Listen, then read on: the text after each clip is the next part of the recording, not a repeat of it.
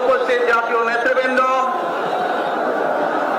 আমার সামনে উপস্থিত প্রিয় ভাই ও বোনেরা এবং মিডিয়ার মাধ্যমে সমগ্র বাংলাদেশ থেকে যারা দেখছেন এই অনুষ্ঠান, প্রিয় ভাই বোনেরা, প্রিয় মা বোনেরা, আসসালামু আলাইকুম।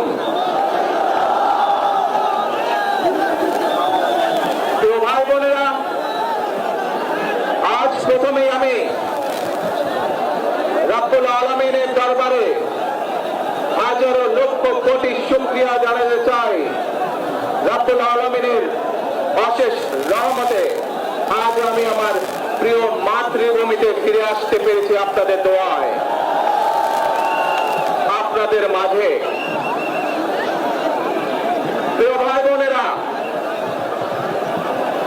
আমাদের এই প্রিয় মাতৃভূমি 1971 সালে লাখো শহীদের রক্তের বিনিময়ে অর্জিত হয়েছিল।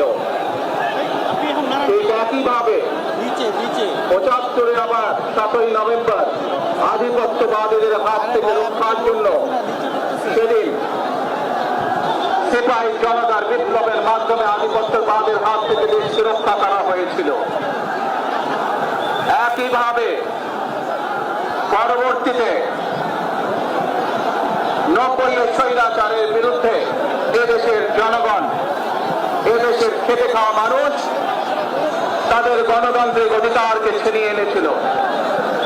কিন্তু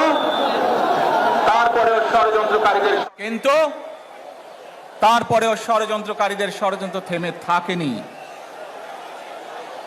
আমরা তারপর দেখেছি 2024 সালে, 71 সালে এই দেশের মানুষ যেমন স্বাধীনতা অর্জন করেছিল, 2024 সালে এদেশের ছাত্র জনতা